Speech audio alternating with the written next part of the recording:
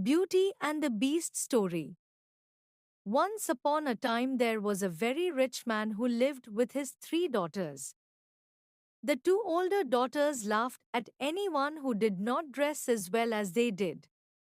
If they were not going to a ball, they were shopping for as many fine dresses and hats as they could carry home.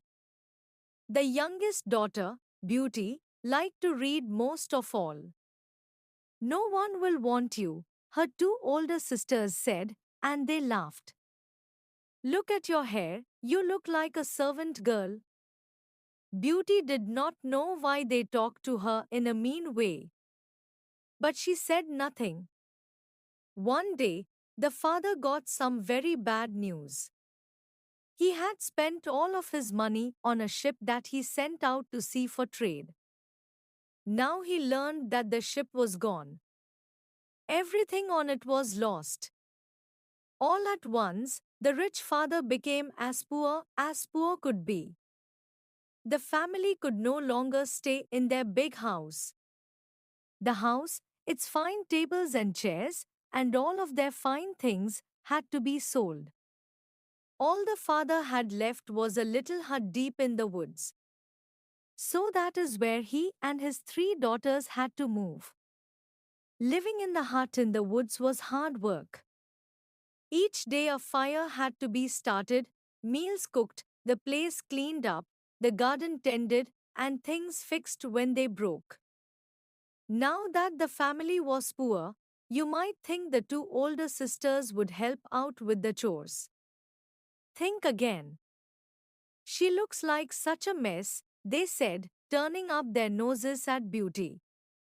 She might as well serve us. And so Beauty did all the hard work. And then good news. The father's ship came to shore. Daughters, said the happy father, I am going to town. Tell me what fine gift I can bring back for you. Bring me the finest dress from the finest shop, said the eldest sister. I want one just like it, said the middle sister.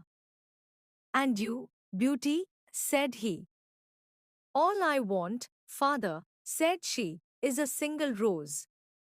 Can you believe her? Said the eldest sister. What a fool, said the middle sister. They both laughed. Girls, said the father. If that is what Beauty wants, that's what I will bring back for her. The father was on his way home when he thought, I forgot all about the rose for Beauty. All at once, the sky turned black. Oh, dear, he said. A storm is coming. A moment later, heavy dark rains fell from the sky. Soaking wet and tired, the father saw a blink of light from far away. He went closer to the light, hoping it meant there was some place he could ask to stay the night. When he got up close, he saw a large palace with candles in all its windows. It was very odd, but the garden gate was open. And so with care, the father stepped in. Hello, he said. No answer. There, before him, was a great feast over a long table. Hello, he said again. Still, no answer. The father sat down in front of the fire to warm himself, and he waited. But still, no one came. I suppose it would be all right if I stay the night, said the father. He took a quick bite from the feast, found a bedroom, and fell fast asleep.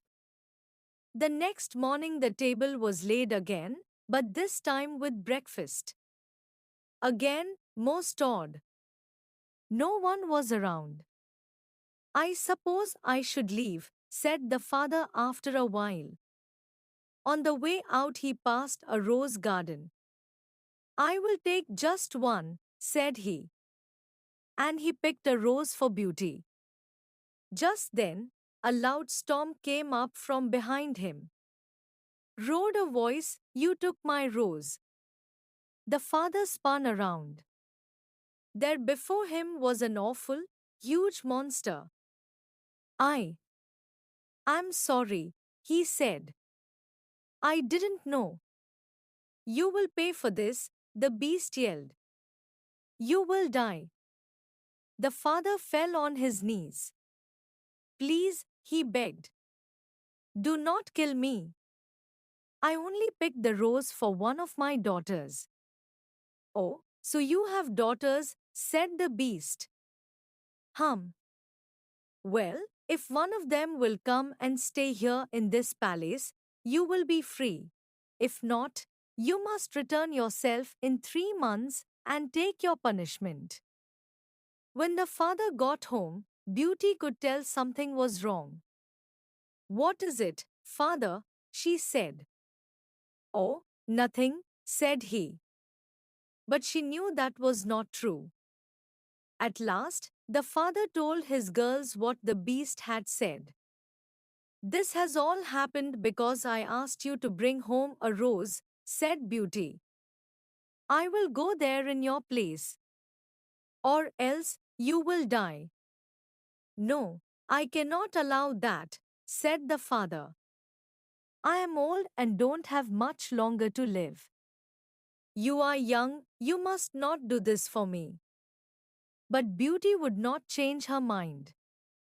And 2 days later, the father took Beauty to the palace where the beast lived. So this is your daughter, said the beast, looking at Beauty. Yes, said she. I will stay here. And that means my father is free to go. That is what you said. Yes, said the beast. The days were long and there was no one for Beauty to talk to at the palace. Every night at 9, the beast would come for dinner. At first he would only grunt and she said nothing. After all, it was not easy to be a prisoner, even if it is at a palace. Then one time at dinner, he made a little joke and she smiled. Another time, he made a comment and she looked him in the eye. After that, he would ask her about her day and she would tell him. Not long after that, Beauty came to a part of the palace she had not seen before. Over a door was a sign, Beauty's room. The door was open. Inside the room were shelves of books to the ceiling, a piano, and a cabinet of fine dresses, just her size. Now there was much to talk about at dinner. One night, at the end of dinner, Beast said, Beauty, I love you. Will you marry me? Beauty was shocked. Beast, you are my best friend, she said. But please understand, I do not want you to marry you. Still, the beast asked her the same question after dinner, time after time. And each time Beauty said the same thing. One night, the beast said, Beauty, if you will not marry me, what can I do to make you happy? If you must know, she said, it would be to see my father. I miss him so much. The next night, the beast gave Beauty two magical items, a magic mirror and a magic ring. If you want to see your father, said he, just ask the magic mirror to show him to you. If you are ready to go back home, turn the magic ring on your finger 3 times and ask the mirror to take you there. When it's time to come back here to the palace, turn the ring 3 more times and ask the mirror to come back. But do not be gone for more than 1 week, or I will die of grief. Beauty agreed. When she got back to her room, she looked in the magic mirror and asked to see her father. And there he was, in bed and looking so sick he could die. In fear, Beauty turned the ring on her finger 3 times. Please, magic mirror, she said. Take me home right now. And she was back. Ah, such joy when her father looked up and saw Beauty. For much of why he was ill was in knowing that Beauty was stuck in the palace, all because of him. Beauty stayed by her father's bed for hours. She told him that she had all the books she could read, music to play, and fine dresses to wear. The beast is not so bad, she said, once you get to know him. He's good to talk to. He's my friend. Beauty looked around. Where are my sisters? They are both married, said the father. Did they marry good men? Said she. They had a lot of money, said the father. But I do not know if your sisters are happy. For the eldest sister had married a handsome man so vain that he gave no thought to anything else, including his wife. And the middle sister had married a man with a sharp wit but who used it to hurt everyone around him, and most of all his wife. When the sisters came to the house and saw Beauty, dressed so well and talking about how kind and good the beast was to her, they burned with rage. Beauty told them she must stay no more than 1 week. And the sisters came up with a plan.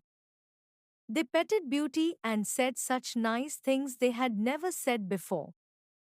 When she told them she must go soon, they wept. They said she must not leave. There was still so much left they wanted to do with her. And why does just a few days matter, after all? So Beauty stayed. One night she had a dream about the beast. In her dream, the beast lay sick and dying. When Beauty woke up, she asked the magic mirror to show her the beast. There he was in the mirror, lying in the rose garden, looking so sick he would die. At once, she turned the magic ring 3 times. Take me back to the beast, she said. In a moment, she was sitting next to the poor, sick beast, who could only gasp for air. You have come back, said the beast in a thick voice. I'm so sorry that I am late, said Beauty. I could not bear the idea that you may not come back to me. I am afraid it is too late for me now. His eyes closed. No, cried Beauty. Do not leave me. Just then, she knew in her heart what was true. I love you, she cried out.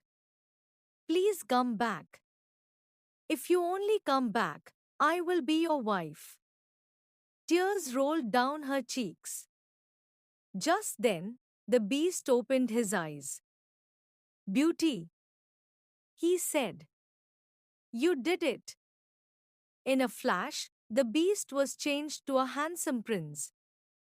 Beauty did not know what to think of this change. Ah, Beauty, said the beast, and he told her his story. Years ago, when he was a prince, an evil fairy had put a spell on him. He must stay a beast forever, until a maiden loved him for who he really was. Now she had broken the spell. And so Beauty and the beast were married.